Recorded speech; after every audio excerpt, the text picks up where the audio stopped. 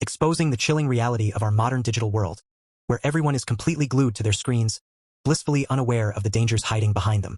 In the middle of this digital obsession, a young man named Ethan is browsing a massive secondhand online marketplace called Target. Finding a buyer for his old laptop, Ethan confidently texts his home address to a female profile, eager to make a quick sale. The scene shifts to our protagonist, Chloe, a sharp office manager at a major corporate firm. After a stressful day of dealing with incompetent field laborers, Chloe gets brutally chewed out by her demanding boss, who subtly hints at having personal feelings for her, making her feel intensely uncomfortable. During her lunch break, Chloe vents to her coworker about her broken washing machine. Facing some tight financial difficulties, her friend suggests using the Target app to snag a cheap, second-hand replacement. Meanwhile, back at Ethan's apartment, he receives a notification from the online seller stating her brother is arriving to pick up the laptop. Moments later, a knock echoes at Ethan's door, but the man standing on the threshold isn't a buyer. Without warning, the masked stranger drives a blade deep into Ethan's stomach, ruthlessly ending his life. This predator is Leo, a calculated serial killer who uses the anonymity of online marketplace apps to hunt his prey. Leo's twisted pattern is flawless.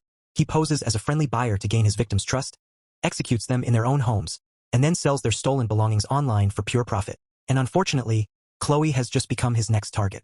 While scrolling through the app, Chloe spots a cheap washing machine and messages the seller, completely unaware she is chatting with a monster. The machine is delivered to her apartment, but the moment she plugs it in, she realizes it's completely broken. Furious at being ripped off, Chloe calls the seller, but the line goes dead. Refusing to be a victim, Chloe heads straight to the precinct to report the scam. The lead investigators, Detective Miller and Detective Harris, treat it as a minor petty theft case but promise to look into the account. Returning home, a frustrated Chloe decides to do some cyber sleuthing of her own. As she scrolls through the scammer's transaction history, her heart drops. Hidden in the background of one of his listings is a photo of the exact laptop belonging to Ethan, the young man reported missing on the news. The horrific truth hits her. The man who scammed her is a murderer. Still blind to how dangerous Leo truly is, Chloe takes to the app's comment section, blasting warnings on all his listings and publicly stating she has filed a police report against him. But Leo is watching. From his dark tech hideout, he uses a sophisticated hacking rig to intercept Chloe's IP address, completely hijacking her digital life. The nightmare begins the very next morning. At the office, Chloe notices her boss using the exact same slang and text phrasing as the online scammer, sparking a dark suspicion that the predator might be sitting in the executive office. Suddenly, Chloe's phone explodes with non-stop alerts. She is bombarded with hundreds of scam calls, random verification codes, and automated texts. Using her stolen data, Leo has leaked her personal information across the dark web, ordering thousands of dollars of unwanted products under her name. That night, a swarm of confused delivery drivers overwhelm her doorstep. Chloe freezes in terror. The scammer knows exactly where she lives. Leo is completely dismantling her life from the shadows, and things are about to get a whole lot worse. If you're loving this psychological cat and mouse game, make sure to hit that like button and subscribe right now so you never miss our ultimate thriller breakdowns. ****. The next morning, Chloe pins a warning note to her front door, threatening police intervention for any unwanted visitors, before rushing back to the precinct to beg the detectives for protection. That night, trying to escape the stress, Chloe goes out for drinks with a friend. As she stumbles home tipsy, a shadowy figure watches her from the end of the block. Leo is closing in. The following afternoon, a maintenance man knocks on her door, claiming he needs to service the overhead water sprinklers. Though her building had never mentioned a malfunction, a distracted Chloe lets him in and leaves for work. While at her desk, Chloe receives a bizarre, urgent text from her brother begging for an immediate wire transfer. When she tries calling him, his phone is completely switched off. It's another psychological strike. Leo has cloned her brother's number to extort her, but the true horror manifests that night. As Chloe sits in her living room, a soft click echoes through the apartment. Her digital smart lock unlocks itself. A strange, aggressive man steps through the doorway, asking if she is the woman who accepted his digital payment for an intimate encounter. Realizing Leo has hacked her home security and is broadcasting her address to random predators, Chloe panics, screaming that she's calling the cops, which scares the intruder away. Instantly, an unknown number texts her phone with a chilling message. "I am coming to meet you in 5 minutes." Terrified, Chloe sets a timer on her phone, watching the seconds tick down in agonizing suspense. The moment the timer hits 0, the electronic lock clicks open again. Another predatory stranger steps inside. But before he can touch her, Detective Harris bursts through the hallway, tackling the intruder to the ground. The next day, a full cyberforensics team finally traces Leo's server signal to a dilapidated apartment on the edge of town.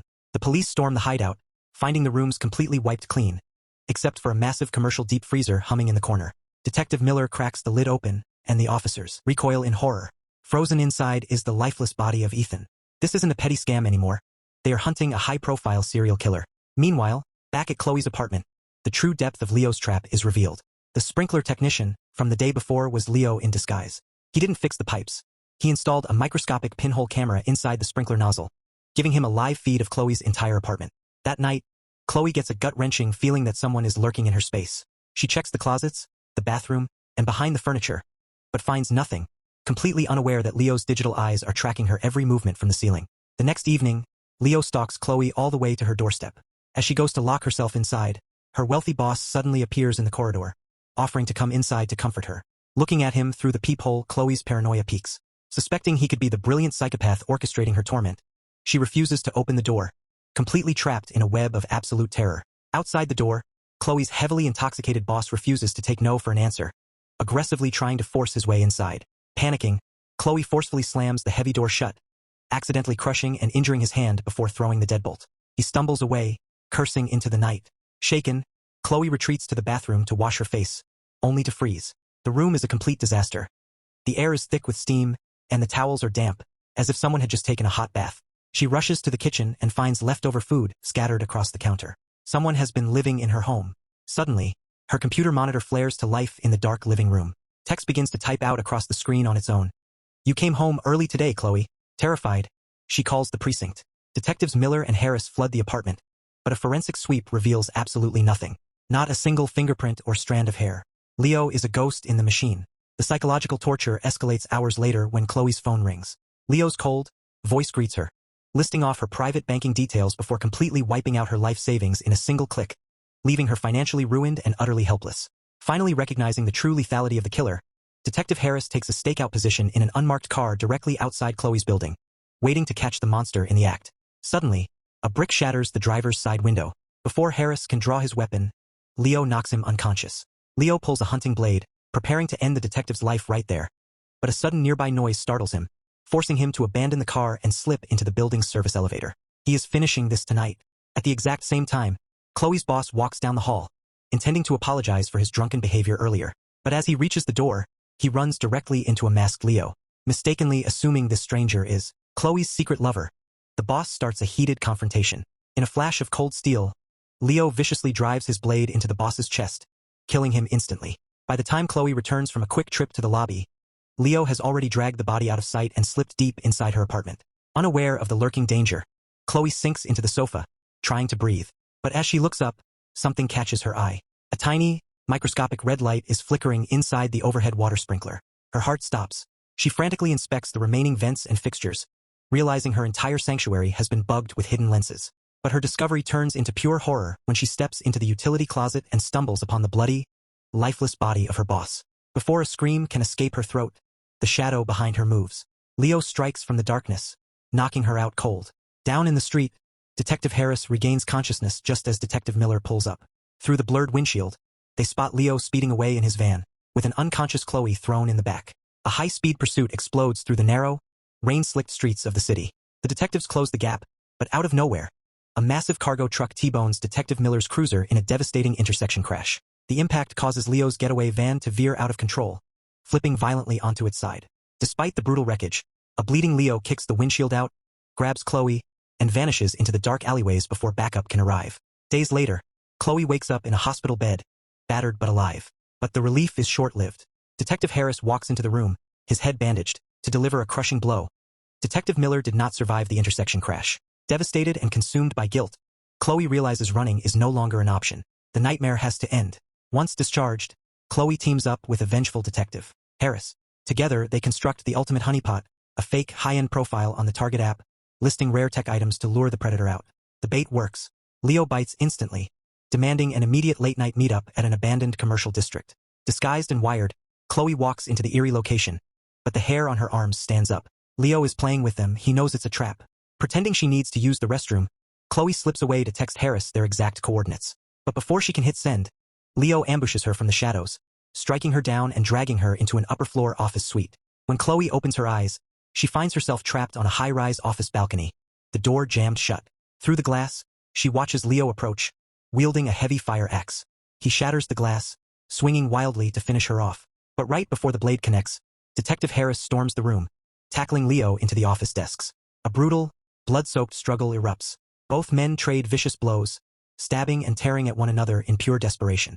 Seeing Harris losing ground, Chloe spots a heavy pneumatic nail gun left behind by a construction crew. She lifts the heavy tool, presses it directly against Leo's shoulder, and pulls the trigger, firing heavy steel nails straight into his flesh. Leo howls in agony but refuses to drop.